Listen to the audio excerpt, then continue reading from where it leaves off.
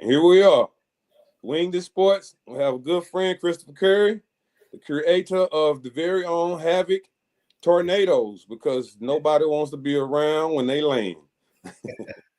Okay, we got Dr. Sports Talk. You know, he had this situation where he trying to continue his professional journey of being a pool shark, and so he's gonna be in and out with us today.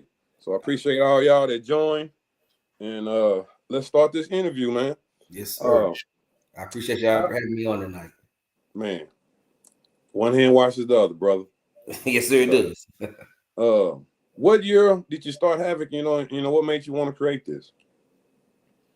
Man, Havoc was really created about 25 years ago. And it was created by my brother-in-law, my wife's husband, and they were in I'm saying my wife's husband, my wife's brother. They were in the adult football arena world, and they did was it 9-man? Not 9-man, I'm sorry. The flag, 5-on-5 flag, adult football. And so they were pretty prevalent then. And they played around and did some things. And so at that time, I was intertwined in DeSoto and the DeSoto Cowboys, and I was coaching in there, and I saw some things that was going on, and the owner at that time was getting ready to retire. So, it was a great time for me to kind of say, I'm just gonna step out here and create my own organization. So I went to my brother-in-law and I said, I got an idea. I've been thinking about it, praying about it. I got a blueprint on some things that I think that can make youth sports better and be a better product for kids that want to participate in. And him being heavily in the adult world. Yeah. Nah, I don't want better that. I don't do that. I said, well, you ain't gotta do nothing. Let me point you in the direction. Yeah, you just ride the train. I'm gonna take the name. I like the name Havoc. We're gonna build. I'm gonna go down here and I'm gonna create the Havoc youth sports side. So he had the adult side, and I'm gonna go down here and create this Havoc youth sports side. Man, you just come along for the ride, and let's turn up. And and 10 years later, here we are. Here we are. So, what's your age groups and how many teams do you have?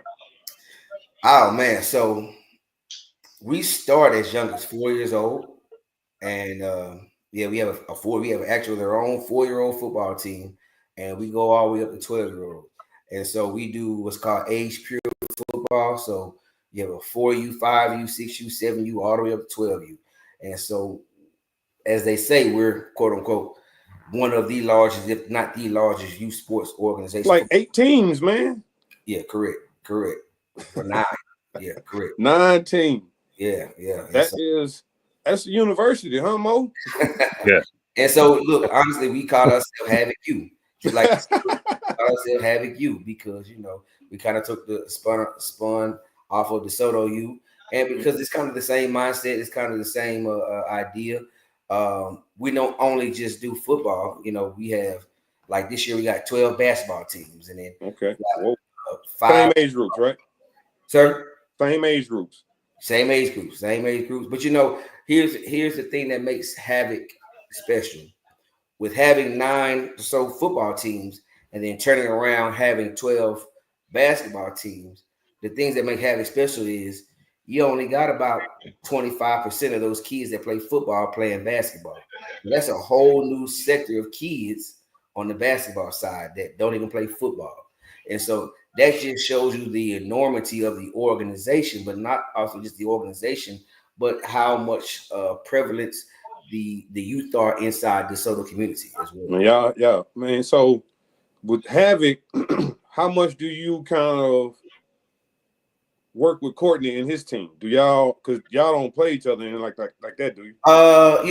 So Courtney has his own organization as well, and his organization he started a couple of years ago. Courtney has a very unique set that he created years ago, and it's called CCEs. It's probably one of the things that helped it put a lot of these kids exposure-wise on the map throughout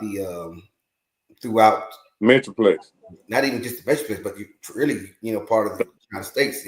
if you want to be just really real about it. He Yeah. created a magazine and created an actual combine where those kids can come and showcase their talent. And then he changed it into an actual games that are still going on with the CCE games. But through all of that, he created a football organization that is well known for their national, being a national select team that play on a higher level of select football for all the talented kids. They come together in one spot, and then they go out and then they go play select ball. And it's a monster. He has created a great thing with what he's built, with his idea, and we do play each other. Okay, so yeah, play each other. Those are some of the most highly anticipated games of the year. You'll get people that fly in for those games because. Hey, so you got to make sure I attend the next game. Yeah, I have to be at that game. And you can look those games up on YouTube, and you'll see just the number of viewers that those games have just on YouTube. And you can see, we're at the high school, and you can just feel the energy coming off of the field just out of those games. And at the end of the day, it's all love. We on the same. It's all DeSoto. Yeah, we are on the same. We both hometown kids. Now we gonna fight it out and duke it out on the field. When we step out that field, ain't nothing but love. We gonna keep it pushing. I'm support him in his endeavors, and I hope he does the same with mine.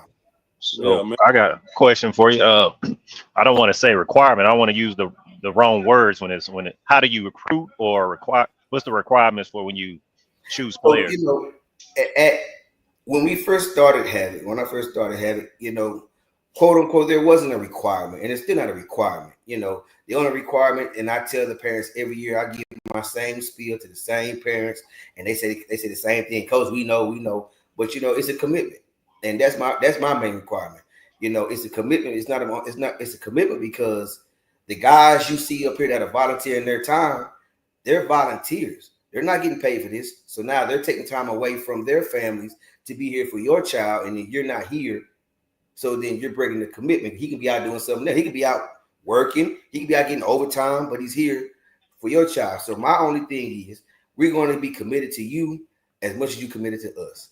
So that's the requirement that I have is when you bring your child to Havoc, hey, I understand life's going to happen, things going to happen, but the requirement and the expectation is be here so that we can build this kid the way you say you want him to be built up and get him trained up, not just with football, but just with the world that we're living in today. We use the football and the sports as a tool to prepare these kids for what they're going to face in this real world every day. Okay, that kind of was going to piggyback, but I think you kind of addressed it. My next question was going to be, how do you kind of like incorporate education? Because I think the importance of education helps you determine the character of the players that you have. Yeah, and so with the organization, on my team specifically, and a bunch of other teams, I have a no pass, no play rule. It's the same thing. That's what I wanted to ask too. Same thing in high school, and I think that if we instill that mentality in the kids when they're 6 and when they're 8 and when they're 10, when they do go to the middle school and they got to pass and play, well, I've already heard it before. That's nothing new to me. Coach Curry did that to me when I was 9 years old, and I made this F. He wouldn't let me play this year. I had to sit out and get this grade up before I could come back. But that is creating the mindset of responsibility of getting that education first, because like we always tell them, this is a privilege to be able to play. Your mama can't bring you out here. It's a privilege. Yeah, and so, you're helping them create a standard, and correct, a lot of them don't have standards, and that's what you stand on. That's what you help build, and once you build that standard, it starts growing. Absolutely. So, just my little personal story. I went to Unfree, for all my cats from Oak Cliff. I do career day over there all the time. Okay, so back in the day, man, Coach Sneed was the man. You know what I'm saying? Because after school, we would all compete against class, 4A against 4B, 4C against 4D, and kickball, all this other kind of stuff. You know what I'm saying? And one day I didn't do my homework, man, and my teacher snitched on me. I had to sit over on that. On that sideline, man. I cried like a little baby, man. I'm like, hey, man, y'all ain't supposed to do me like this. You know what I'm saying? But I snitch on you, though. Yeah. Hey man, but he made me want to be, a teacher, a coach. Like I want to model myself after him because of the structure he, he put Yeah, on me, and and what he did. That's basically what you're doing for so many kids. correct, You know, correct. me and Chris talked off camera for a little bit more, and I was like, man, you just as important as these high school coaches and these college coaches because you impacting 8 teams in football, 8 teams in basketball, like 9. Let me correct myself. Like that's And not little. he's more relatable to the community than a lot of these high school, middle And, school, and, and elementary coaches. that's the great word, and that's what a lot of the high schools, not just in the southern sector of Dallas, but starting to be just around the metroplex have learned that if you want to keep these kids within your school system that are playing in your farm system little league programs, you got to have a relationship with these coaches because they're the first line that those kids trust, that those parents trust. And so if that coach says, hey, don't go to their school because they that, what that parent gonna do? Especially what that single mama gonna do. Don't listen. That single mama lived to this man for the last 6 years with her son. She not gonna take him to there. She gonna take him where he say take him to because she trusts him. Because all been positive. And so now these coaches are understanding that. And so, one of the things that that I have created and we got going, and we have created a relationship now with the high school for within DeSoto. And so we have a great relationship with the coaches. They come and they're at the practices. We can use the high school for certain things now and do something because now it's all about building that pride, building that, man, I want to play here on a Friday night. I want to see what it's like on a Friday night. I want to come work out in this gym on Saturdays and during the week with the high school boys. That's tough. Building that aspirations because this is my city. They're not gonna want to go play nowhere else. Chris, they taking ownership because the more you are there, the more you become a part of it. You know what I'm saying? You putting in that work, that sweat. You know what I'm saying? That bonding, like You that's invested. that's not overlooked. You know what I'm saying? That's what you want. Correct. Because when I went to college, you know what I'm saying, and whoever I tell, if you go on a visit, man, go where it feel like home. You know what I'm saying? That's the best way I can explain. Go where it feel like home because that's where you want to be at the end of the day. At the end of the day, correct. But let me see what. Okay, you talked about the little rivals. Let's talk about some of those little championship games you said you go to, and some of the teams that kind of earn your respect, the states and all that kind of stuff. Yeah, man. So I'm big on exposure for my organization, and when I say exposure, meaning as in them not seeing us, but us seeing them. I think it's very important that kids go out and experience different atmosphere, different cultures, different parts of the world. I mean, different Experience it all. Yeah, because we play football here in DeSoto. We play football here in Southern Dallas. But man, they got some football up there in Ohio. They got some football down there in Florida. They got some different kind of football down there on the East Coast in California. And so, with my organization, they know if you playing on Curry team, man, y'all better pack y'all bag. We gone. We going. It's flying. It's not a if we can go. No, we going. Because again, with parents, y'all can find any excuse in the world to do anything else. But why can't we find an excuse to take your kid and experience this?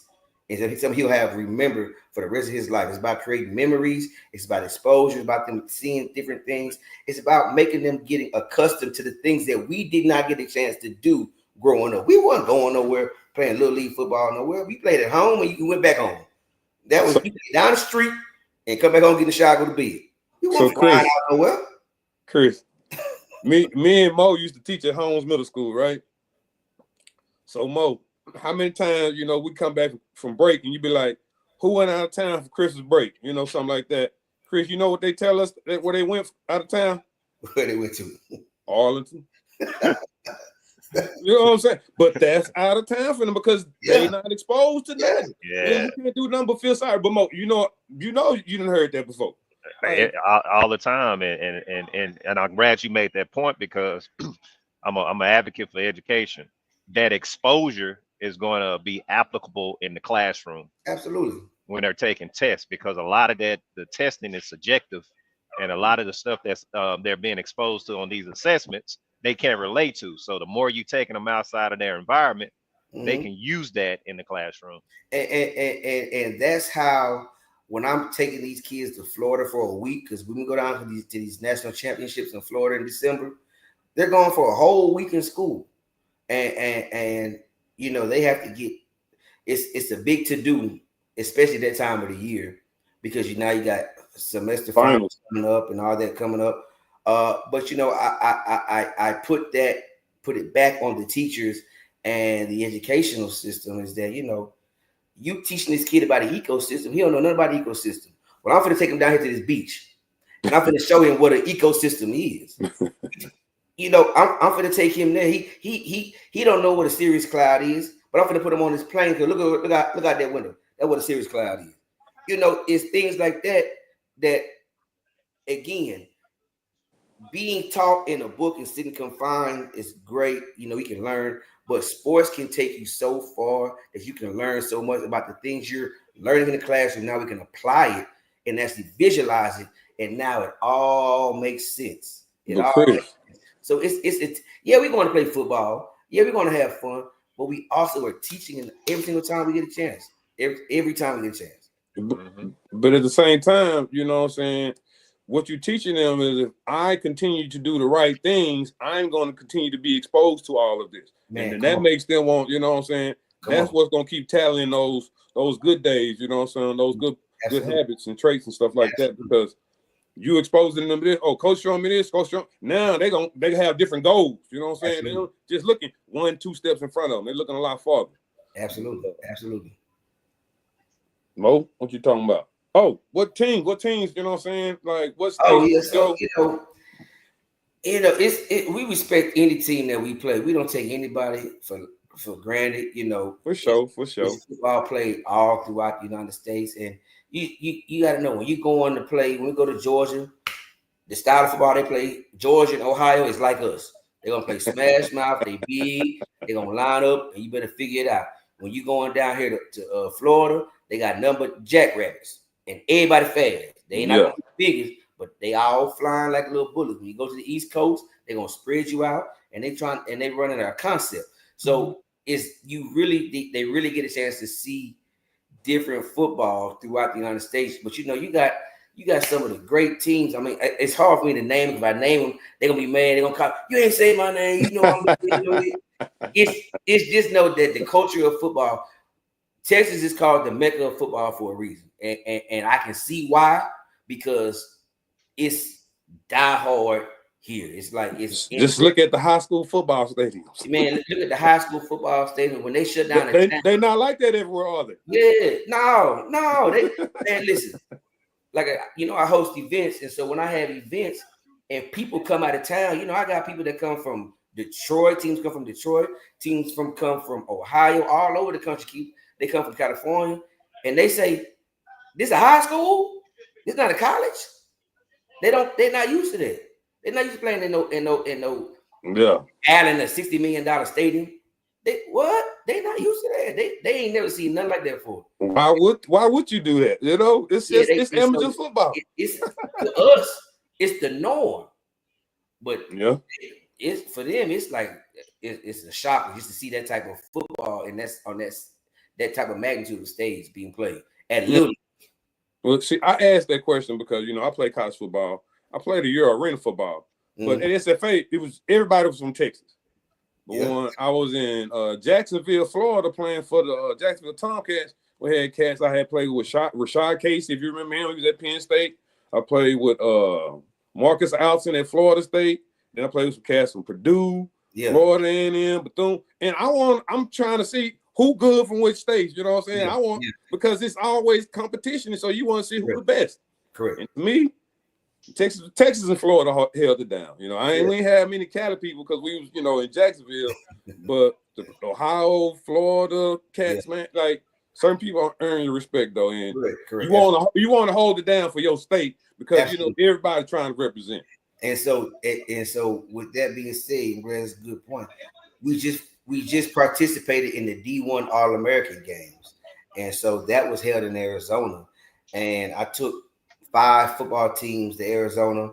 And so the beauty of that is it's not a Havoc team. It is a collective of all the teams throughout the Metroplex, all the keys. We pulled the best kids from that team, and we're going to wherever state we're in that year, and we're going to Arizona, and we're playing the best out of 30 different. They had offer.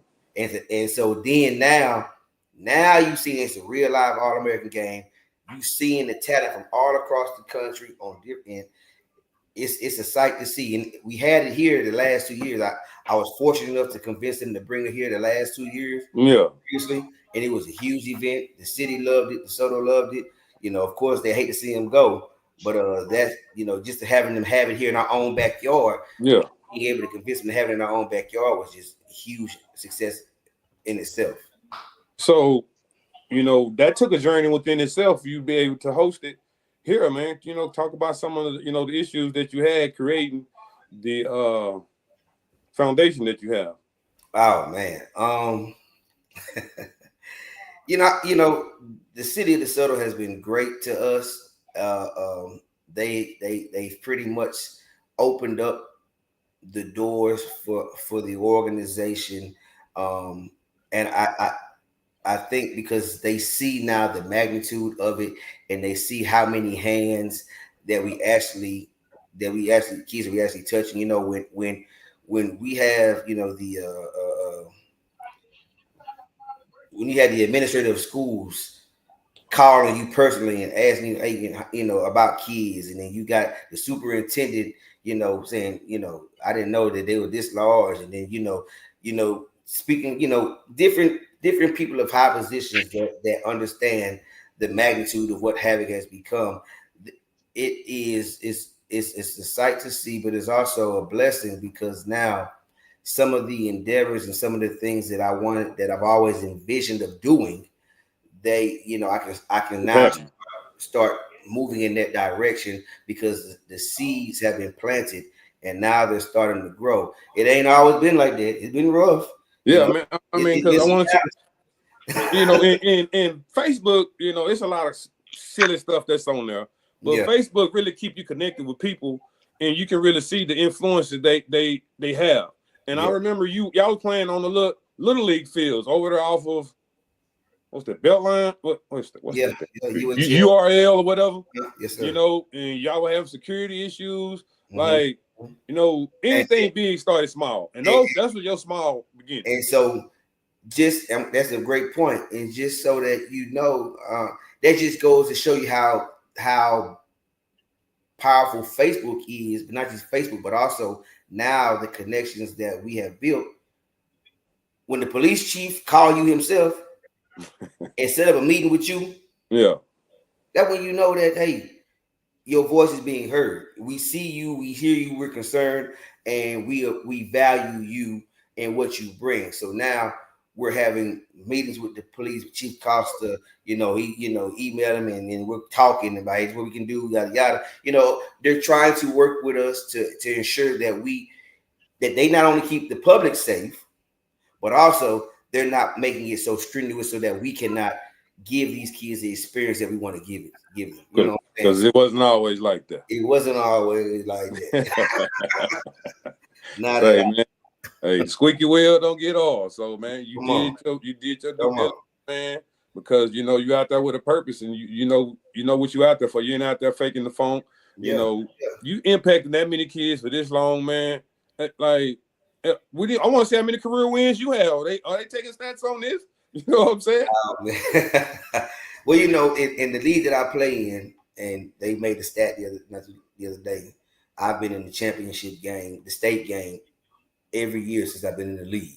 And so and that's just a testament to not just to the men that I have around me, the coaching staff that we built throughout the years, but the kids that we come through our program, how we're teaching them, how we're schooling them, and how we're growing them. We grow, like I tell them, we don't get all the superstar kids. We grow these kids. These kids come through the program at 4 and 5 years old, and they stay and they build them up. And so just like this year, now is the first year we're starting seeing the real fruits of the labor with all of those first kids that were in the program.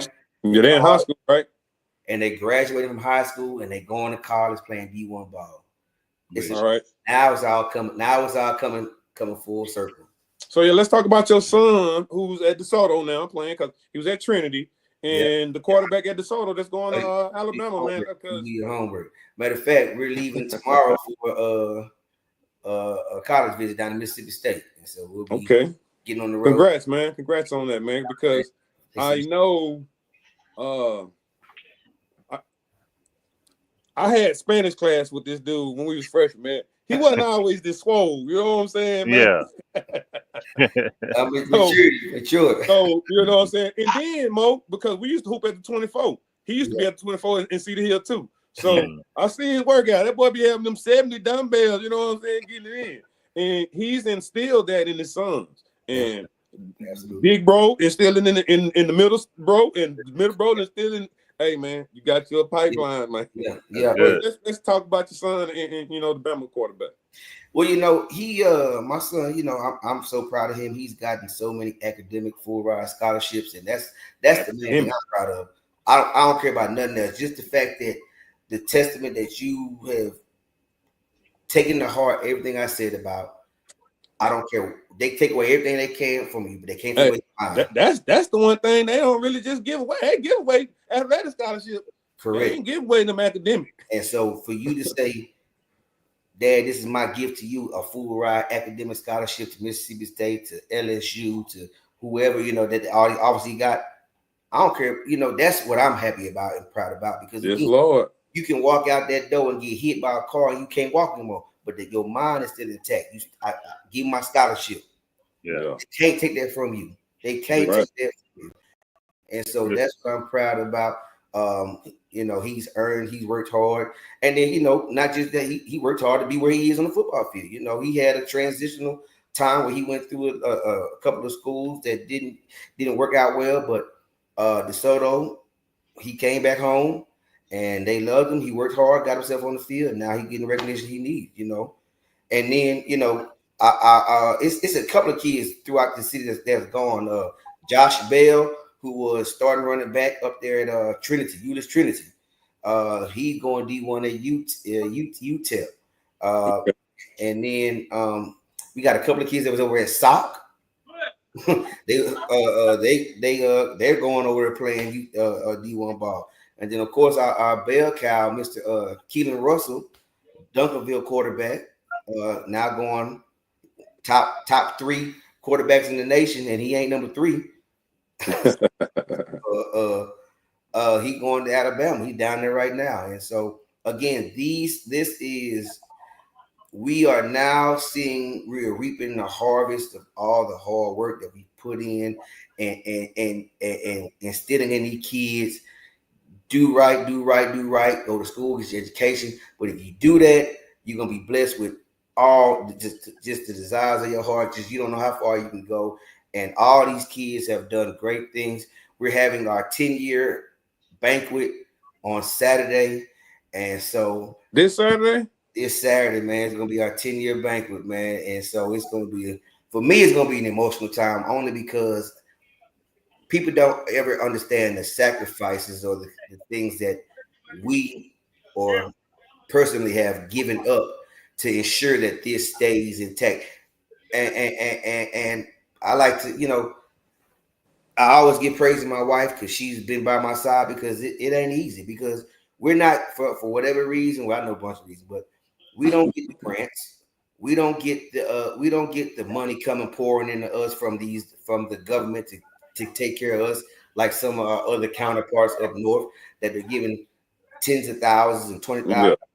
And we have the largest organization, but yet we can't get $1 out of them to help us do anything. So that, how do we get that? Well, that comes from the hard blood, sweat, and tears of working overtime, of doing doing different type of fundraisers, be able to get money to be able to keep these kids together and give them these opportunities. So no, it's not always been great, but you know, just to be at this point of the organization, it's a testament not only just to me staying steadfast in it, but also to my wife and my board staying steadfast with my vision. Because again, this was my vision. They didn't have to be here. They didn't have to support me, but they did it because they understood and they saw the vision that I had. They believed in my vision. And so to have people around you that'll stay with you, that again, it's not their dream, but it's your dream, will help you build your dream. And then they actually see the totality of it now.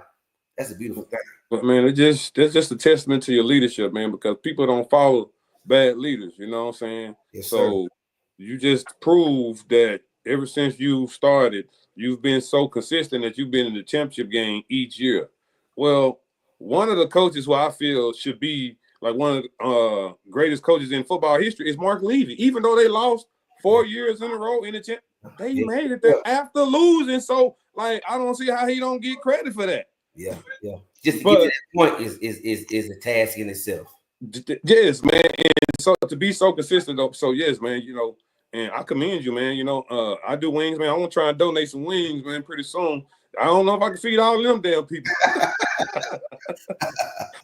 but y'all gonna get a sample. Absolutely, we love to have it. Yes, sir. Yes, sir. Y'all get a sample. But yeah, man. And as those kids in this program has built that foundation, you know what I'm saying, you continue to grow. And now you don't really have to speak on what the benefits are. They see it. Because now these kids are here. They see them like they get to see for themselves. You know what I'm saying? Coach told me this. Oh, I can't. They see 100% for themselves. They go into their school, DeSoto. They see DeSoto in the playoffs. They, you know, it's you impacting them.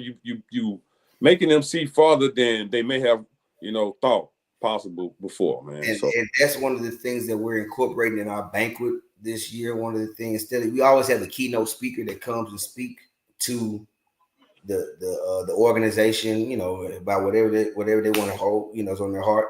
But one thing that I wanted to do this year, I wanted to have, instead of having a keynote speaker, we're going to have those kids that have graduated, that are leaving the pro, leaving high school. There we go. They're going to be our speakers this year. And so we're going to be just a handful of them throughout the evening. That's going to just come through and they're just going to give a word about how the organization was and what things that the organization taught them and how they're moving forward into the next phase of their life, you know. And so I just think that's important that the kids now can see that, okay, somebody else went through this same thing that you're going through, and look where they're headed to.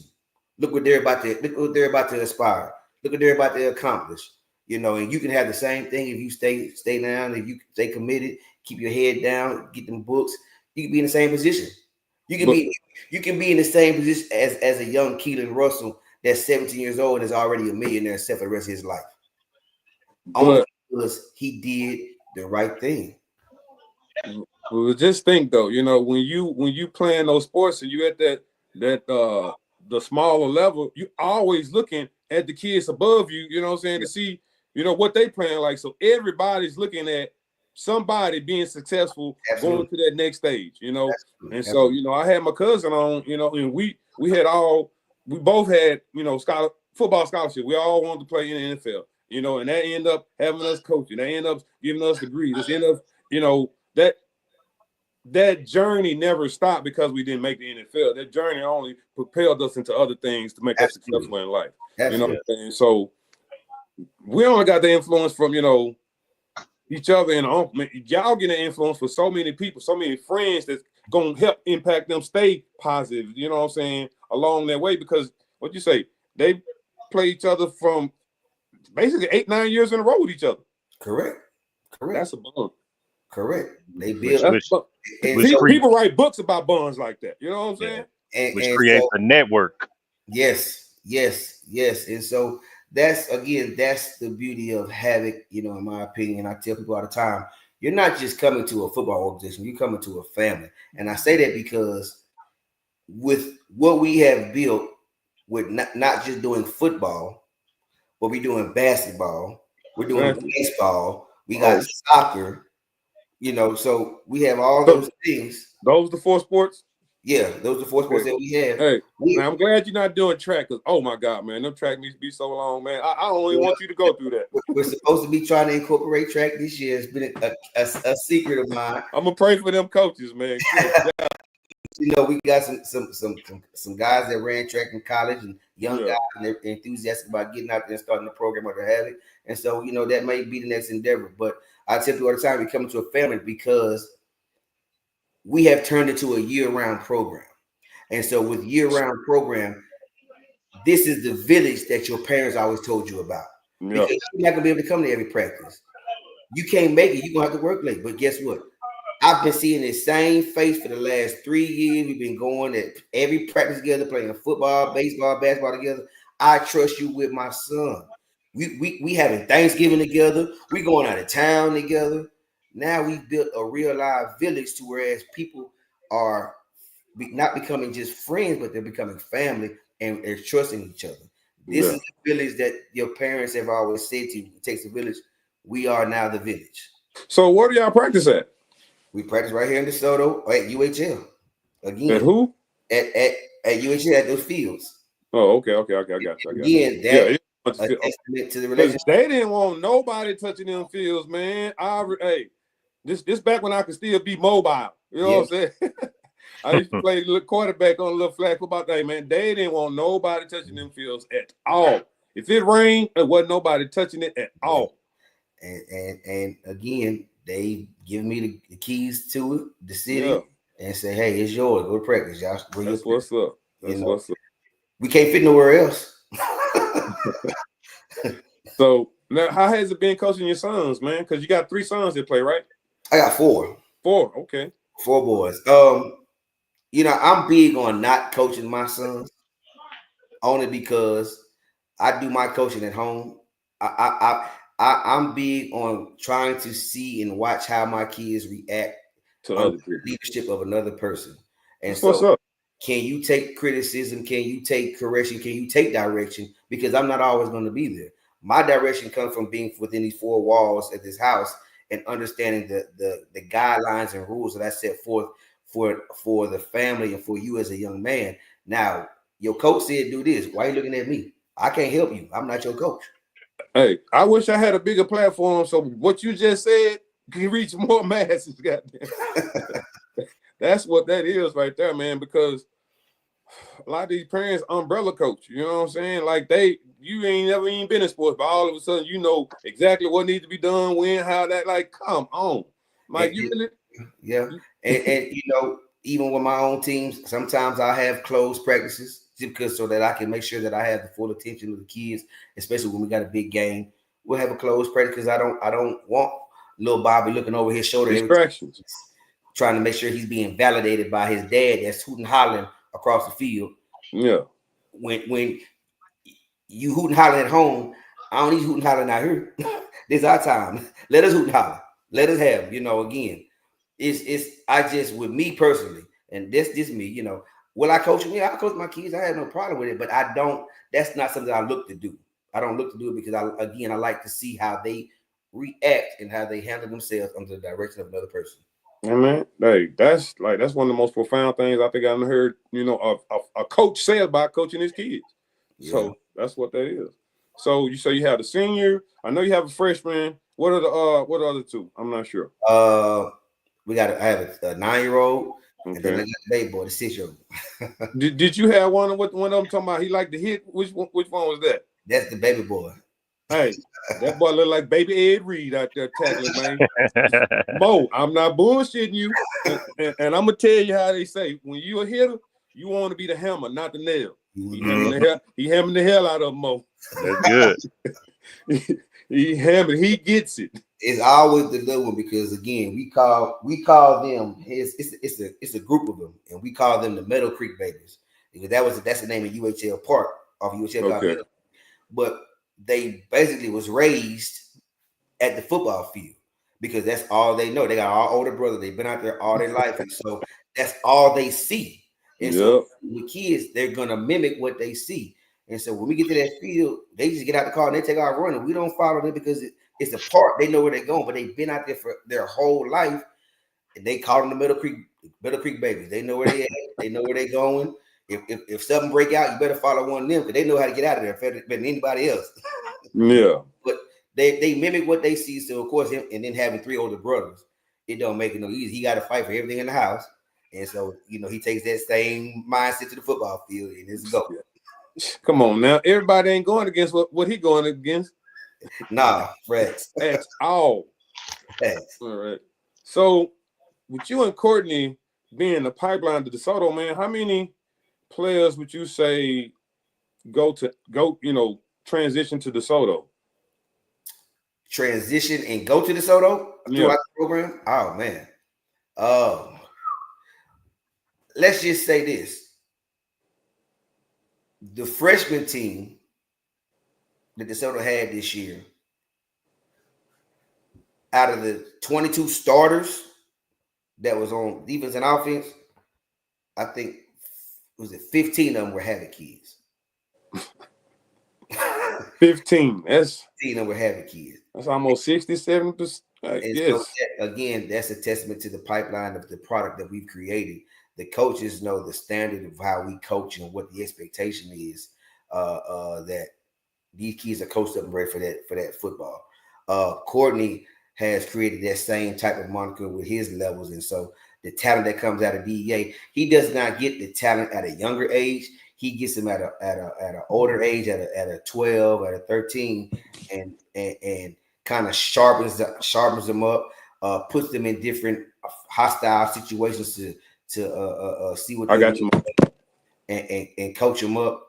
And so with that being said, though that talent that he brings and what we bring, it's a pipeline. And put it like this: as much as we go at it, we both had the same goal to keep them kids in DeSoto. No matter what, we want to keep those kids in DeSoto. And so we can be at each other's throat all day. But at the end of the day, our goal is to keep them kids right here in DeSoto because we hometown kids. We love DeSoto and we want to see DeSoto flourish. And man, y'all was in high school at the same time, right? Yeah. What? So your freshman year was his what? Junior? He was there. Was his senior year. Junior, okay. Senior, one of them. Yep. Yeah. So, hey, small. They say it's a small world. You don't realize it until you get bigger. Absolutely. All right. Let me see man. what else. Man, before I get out of here, Curry, man, this was a great pleasure to just listen to you, man. I was telling offline, Woods, man, this was probably one of the better, impactful shows we had, man. So you spit a lot of jewels. I appreciate it.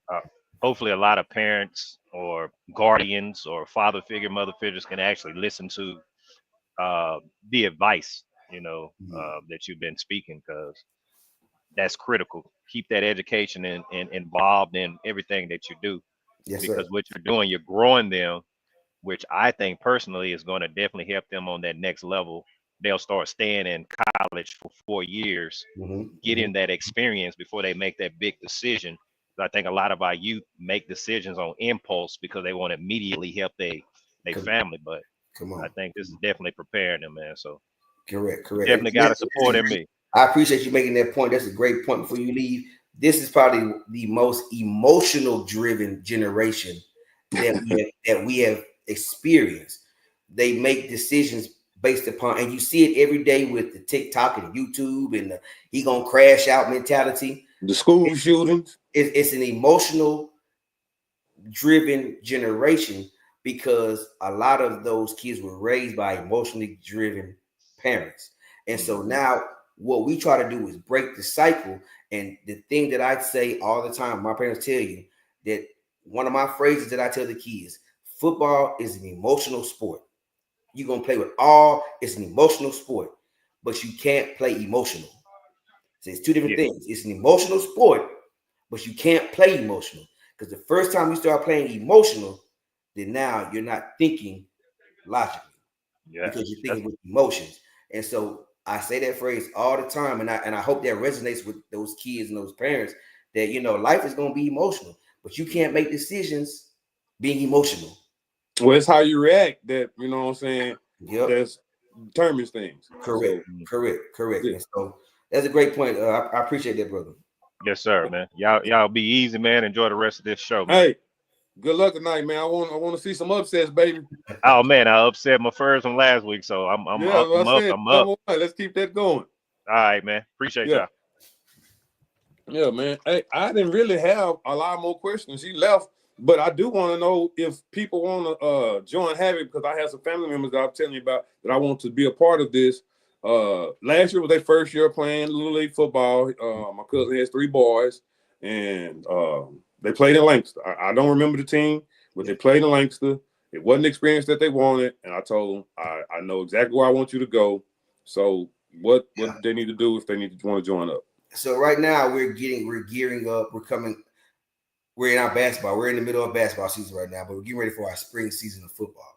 And so our spring season is the more developmental season. It's when our younger ages that are transitioning to tackle start playing spring tackle football so that they can learn, develop, and we don't care about the wins and losses. We want to make sure that they're learning the game and understanding the game and developing the skill set needed to play the game at a younger age.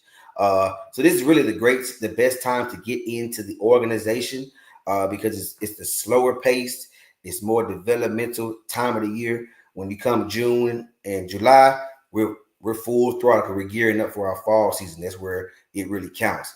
But we can be found on Facebook, Instagram, YouTube, any of the social media platforms. We have a huge following, and so And they can sign up there, or they can just reach out to you. out there. Sign up is done basically. I'm not big.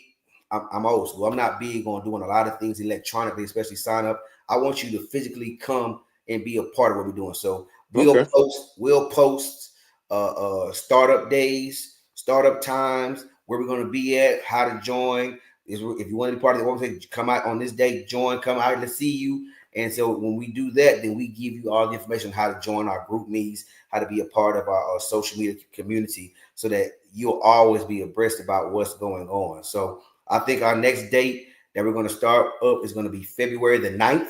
February 9th, okay. February 9th at 2 p.m. That's going to be Super Bowl Saturday. And so we're just going to do a couple of hours of conditioning, get ready for our spring session. But February 9th at 2 p.m. at Zyger Park. You can find us there. Havoc will be out there. And so that's going to be the first wave of new recruits coming in for the spring. Wait a minute, man. Wait a minute. This boy said on Super Bowl Sunday, dude, what is going on? You know why we do it? I'm listening. Because that lets me know you really want to be a part of the organization. Well, damn it, I want to watch the Super Bowl too, Chris. Don't come on till 6 o'clock. We're gonna be done. We're gonna be hey, man, I might be cooking for my party, hosting, you know what I'm saying? I like to enjoy myself. I'm you gonna eating, I promise you gonna cook, but the baby's gonna be out there on that hill. Hey, man, I'm gonna be in Vegas. I go to Vegas each year to watch the Super Bowl with my frat brothers, man. That's a beautiful thing right there.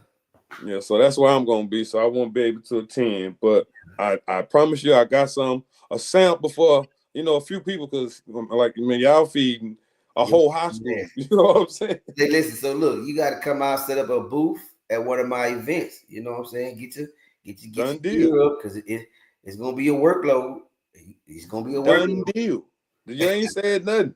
Hey, hey, let me show you.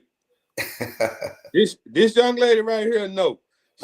She shares a birthday with my old man, so I hook up. My old man passed, so I still got to spread that love. So that's family. So matter of fact, her son is my nephew. Okay, Cam. Yeah. So there it is. Yeah, hey man, come on now. That's why I say I got too many friends that's a part of Havoc family. So you post it, they post it. I'm seeing it. You know what I'm saying? That's why I say Facebook. It's gonna hit your timeline in some kind of way. And that's the beautiful thing, man. We've grown to the masses, whereas you cannot help but see Havoc in some kind of capacity. It's funny because I will be on the other side of the city in Frisco, and you have a Havoc shirt on. You play for Havoc, or you be in another part of the country. Now, you be in another part of the country now, and people know Havoc. And so, again, man, it's a beautiful thing that what we have built. And I keep saying we because it takes more than one person to put something like this together. It's a machine. I got a great board of people that support, and They put their boots on and they step. When I say step, we all stepping together. That's what's up, man. And it's on go. And they have the same passion for the kids that I do. And So, that's what is needed. so how many? Okay, so you got 19. So how many coaches? Because they have to do coaches coach multiple teams. No, so you can no. The only people that we allow to have multiple teams like that is pretty much the head coach. But you know, when again we have gone away. We're no longer what you would call a starter organization where kids come that are in the older ages that they want to just come try out football for the first time. Uh, we're more of on the select side now because of just the traveling that we do and the competition that we play. So I always preface that with parents understand that, you know, you're joining an organization that, again, we've been around for so long. Our kids are homegrown, so they're seasoned. And so you're going against kids that have been in pads, so they were 6 years old. And They now not new to it. They true to it, baby. and they see when they coming to hit you, they stinging. They not playing. They coming to sting you. They that hammer. Yeah, your baby put on a helmet for the first time at 9 or 10, and he looking across the field at that boy that's been playing since he was 5. It's a different mindset. And so I always preface that for parents to make sure they understand to always put your kid in the best situation to be successful. Because one thing I don't want to see, which I've seen numerous times, is that when they go against that kind of competition for the first time, it breaks their spirit and they lose the love of the game because they're not prepared for that. And so, hey, Chris, you ain't got to speak no damn the same language to understand pain, man. I don't care what language it is. You understand pain. Yes. Without saying a damn thing. Daddy all gung ho, but little Bobby don't want none of that because he boy. But gonna learn today. He's serving them. And you got the kids, they smell blood. They can see it when you walk up. They smell blood. They smell it. All right. So, all right, and this I'm not for women, girls playing football. Do y'all have girls play football? Well, we have a girls football team. I'm talking about with the boys. So this is my first year having a girl on my team at tackle. Man, that's tough. What position did she play? I'm gonna tell you. Her name was Renaya. Her name is Renaya. When we call her Baby Sap. Baby who? Baby Sap. Warren Salad? Sapp. Warren Sapp. Okay, Baby Sap. Baby Sap. What? Man, listen, when she put them pads on and she put that helmet on, you don't know nothing about her. Say, girl, when I tell you she's a low and she will hit you, and I was always leery. Yeah. But now I be scared for them boys because they don't know what's coming. Because what grade? She 11. 5th, 6th grade? That's what that is? Yeah, she probably every bit of 5, 6. Because they developed 210 pounds and just solid, just banging you. And you would not know it. And because she wears a face shield you can't see through. Yeah. And her hair's always done up, pulled back like a braided up. Rolls or something, yeah. Listen, when she hit you, I done seen her lay boys out. I'm looking like they had no idea. Even Courtney and them didn't know that was a girl. Yeah. Ain't no way. I said, yes, sir. So how long she been playing for you? This was her first year with Havoc, man.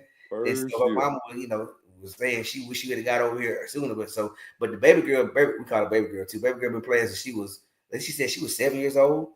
But she came over here and we had to tune her up a little bit more because again, she wasn't used to some of the competition that we play.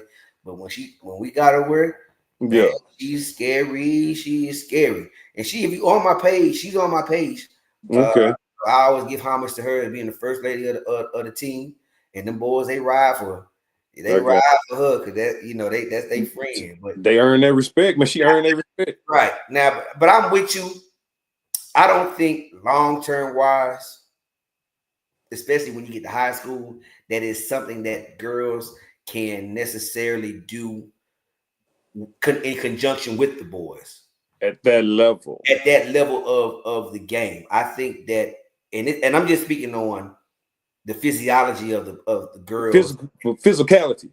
not the physiology first of what their makeup, the chemical makeup, and how I they're got made, and being able to reproduce and all that, and some of the blows that they you take. right. Yeah, you And won't then want no stomach injuries, anything right, like that. you're talking about the physicalness of the game on a consistent basis, and how boys, the molecular compound of them build so much faster than the girls. Um, yeah, I just can't see my baby girl, out there, at 14, 15 years old with them boys out that I know some monsters. I just don't think it's gonna go well. Now, I do believe that they can play together. Yes, If yes, that's what yes. they A want to girls' do, league. yeah, Yes. let them play, and she will go out there and dominate. I just don't think it is a safe decision to have her playing with the boys. Yeah. I don't want to see no girl get blindsided. You Yeah, know, yeah, it's because yeah, I coached in Irving. This was in like 2017, right? Irving High. yeah, And it was a little girl trying out for the football team. I was like, man, I just really hate this. But when a girl is going against a guy, hmm that guy might be scared to go against any of them boys. but he ain't scared to But go. he gonna be A1 since day one when he go against her. You Yeah, know what I'm saying? He gonna yeah, give it his all. absolutely. And Absolutely. that's like I don't want her to endure that. Yeah, Like that's like the national championship. If they're gonna get everybody their shot, yeah, that's what she's finna get because yeah. nobody want to get embarrassed by her. Correct. And I know that baby girl now she can hold her own. It because she's a knot. She is a knot, and she a fight gonna come with it. It's just the consistency of how the game changes as they get older, and Yeah. how the speed of it changes, how the physicality of it changes. Cut blocks, like Yeah, man, like I think from the youth standpoint, her playing right now, I think she's good. I think maybe if it's me, my last year, her last year would be next year. yeah. This year coming up will be 12 year. That'll be the last year last year, and even at 12 years, it's gonna be tough because some of them kids is some Yeah. monsters there. Yeah. But yeah, after that, I tell her, let's go find a girls team and let's go out and rock out because they do have that. Women's football is coming up. They even put a petition to have that as a sport in the Olympics. Now I'm not talking Well, about flag. I'm talking about real live tackle football. well, For even flag though, because when you like the sport, you're gonna participate in whatever they have to offer. And yeah, so one of my college coaches, Chip Davis, his daughter plays for the team in Georgia, and they won state like 2 years in a row. yeah, Like yeah, yeah, they just need to go and have that part here because we got plenty of girls, what I'm yeah. saying, that willing to participate. And I know we have some leagues, it's Mhm. just not as big as they are out there. It's not big. Even the flag football part of women's is not big in our area. And Yeah, I so know. us having 4 girls flag teams, they just came back from Florida last week. They took those babies out there to Florida. They took on the same mindset that I have. Hey, let's get on the road, get out there. They went down there. I think they lost by 1 point or 2 points in the semifinals to the team that won the whole thing in the national championship. So That's it's what's up. a 10-year-old team. They got a really good team. They got a bunch of old Havoc players. The ladies that coach them are old ex-Havoc players that played flag football umpteen years ago.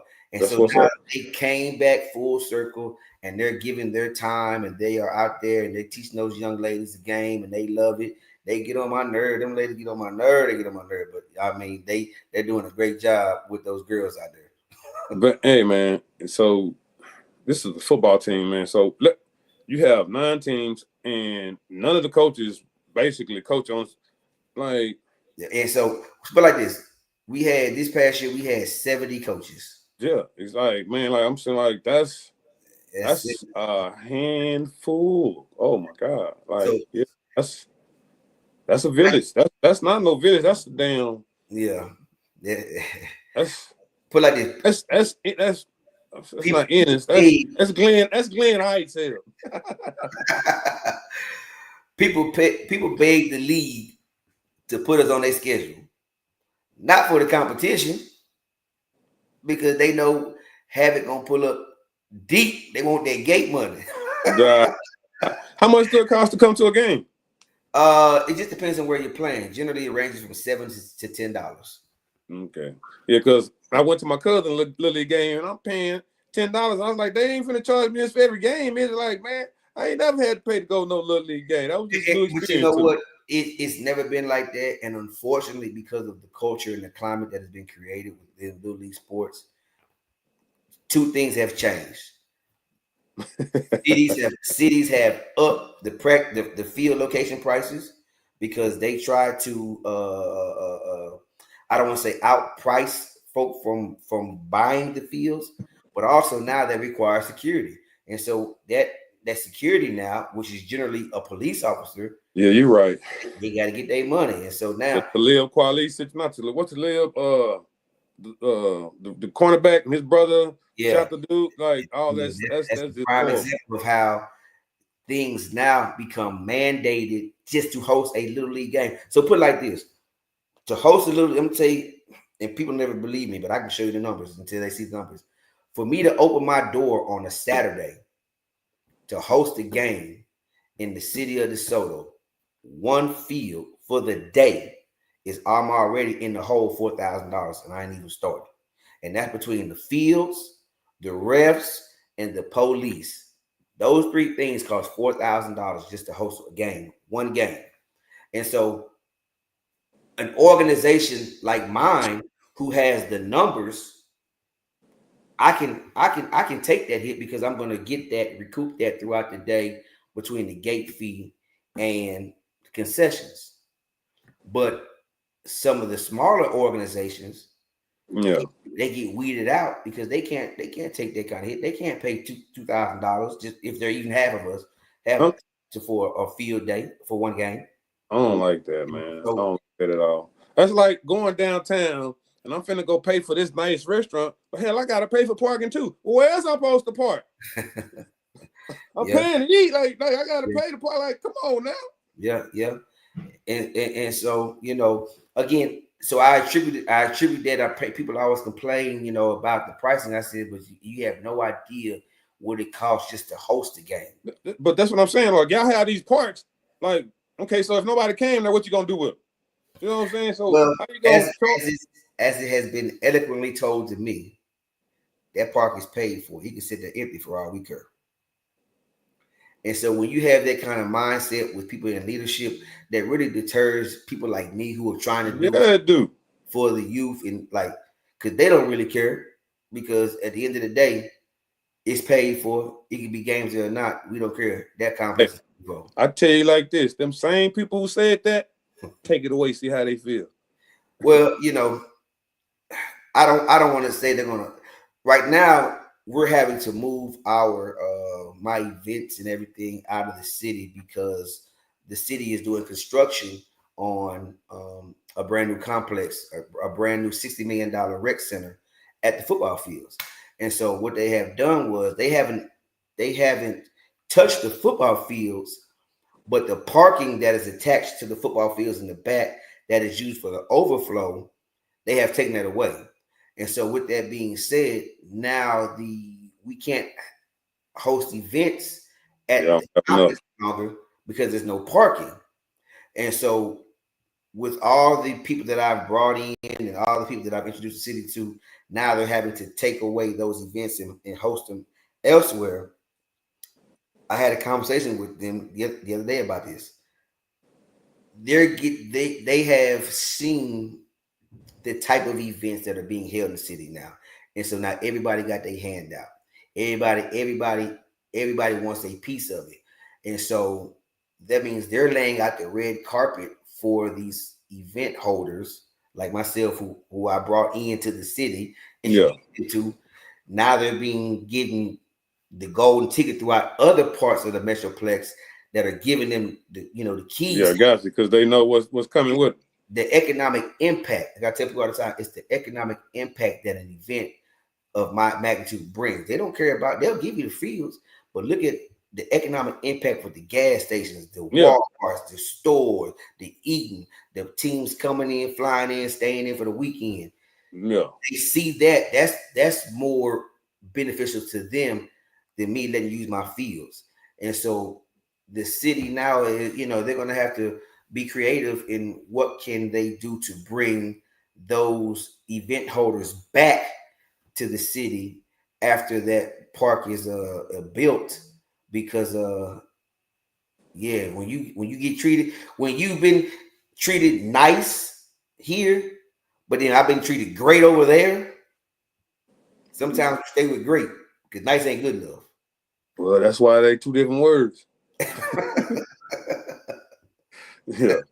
But hey, man, I don't know if we done talked since Spanish class back in, 93, but this conversation has been great, man, and initially I wanted to have you and Courtney to come on together because what y'all was doing, but I wouldn't have done it justice, having both of y'all on, man. Y'all both needed your own segment to lay that out there, man, to tell y'all own story and y'all own, Yeah. foundation y'all built, but I appreciate you coming on, man. And I'm gonna reach back out to you because my cousin Nucleus, this is the one, who kids I want to join your program. So he was watching tonight. So, it all worked out how it was supposed to. Absolutely. So, yes, sir. So, I'm looking forward to that, man. And last year was their first year playing ball. Mm-hmm. He got a train, he getting them trained right now. So they're gonna come in there with a little bit more experience, So I look forward to that, man, because I'm gonna definitely be attending when you got family going. But I always want to show people love, man, because you didn't have to come on my show, man. So I appreciate that, and I want to show that by action. Action speak louder than words. Because who knows, man? I want to interview one of your sons one day. Man, how has it been playing for Havoc? You just never know because I don't think I want to stop with what I'm doing right now. I want to keep doing. So. Yeah, and I thank you, man. You just taking time out of your day, just having this conversation. Again, I think that is warranted through with many people, not just myself, not just Courtney, but us youth coaches and people who are involved in you. We do have a story to tell, and I think that the more stories that are told, and the more that is put out there for information wise, that it will be beneficial not just for us to get the help that we need, but also it will benefit these kids who, at the end of the day, ultimately is who we trying to serve is the youth.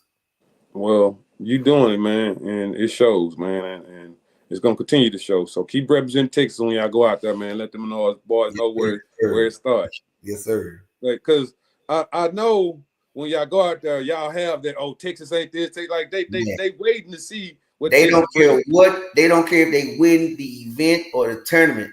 If they beat Texas, they won. I'm for real. I know. I'm for real. So yeah, man, you got a fan, man. So keep doing your thing. Respect. All right, man. Till the next time. I appreciate it. Love, peace, and hair grease.